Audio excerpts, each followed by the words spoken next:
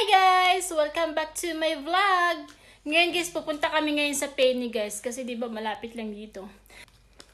Titingnan natin kung saan makakarating yung 20 euro namin. Yan si Intoy oh.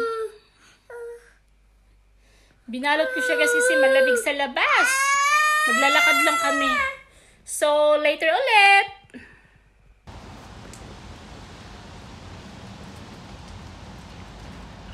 So, ayan mga palangga, nakababa na kami ni Intoy. Tingnan nyo. Tingnan mo si Intoy, oh. Ang cute. Pang, ano na talaga yung ano niya. OTTD niya. Yung OTTD niya, guys, pang winter na.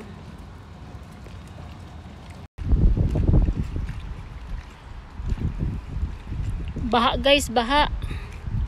Baha, oh. Tingnan natin yung OTTD ni Intoy, guys. Oh. Hi, Alishan!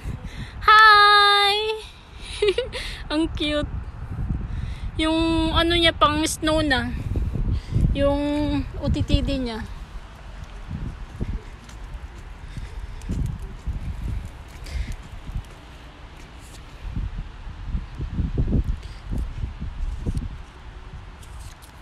Tingnan natin guys kung ano mabibili ng 20 euro dito. Maglalaba kasi ako, wala akong downy. Naubusan kami ng downy. O diba, ang lapit lang namin. Ayan na siya, Bella na yan siya. Alam nyo guys, favorite season ko yung autumn. Kasi yung guys, yung autumn, hindi siya gaanong malamig. Tapos hindi rin siya mainit. Tapos alam mo yung yung lamig ng hangin, umaano siya sa face mo.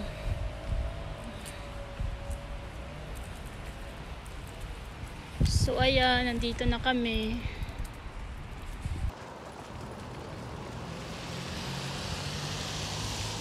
Ayan guys, ayan yung Penny, tapos yung Bella. Doon tayo sa Penny kasi sa Penny mga mura mga bilihin.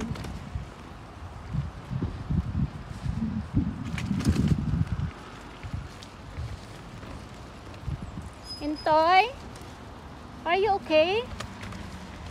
Are you okay, my love?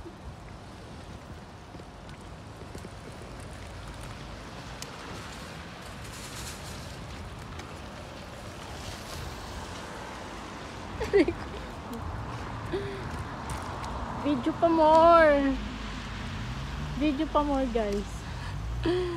Pauwi na kami, guys. Si Intoy umiiyak. Umiiyak si Intoy, guys. Okay na. Pauwi na tayo. Yung pinamili ko lahat, lang siya. 16 euro mahigit. 16 euro.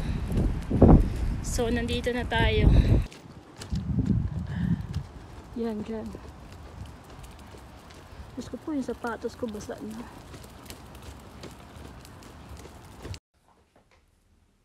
So, ayan guys, nandito na ako sa bahay.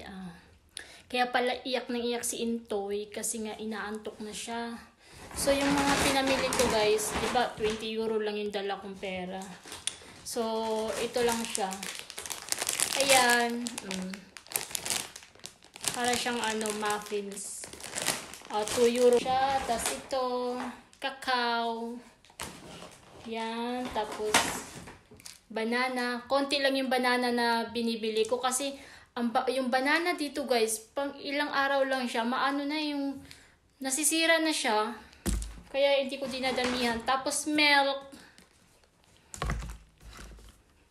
Tapos ito, panghugas sa plato. And ito, favorite ko to eh. Masarap siya. Meron siyang cranberry na flavor. Masarap. Gusto ko yung. Tapos ito yung grapes. Kasi gusto to ni Alishan eh. Hindi siya gaano kumakain ng rice ngayon kasi nag-iipin. Tapos more on fruits. Ito talaga yung sadya ko guys. Ito. Kasi nga maglalaba ako ng mga bedsheet namin ngayon. Tas wala na kami nito. So, iyon lang siya.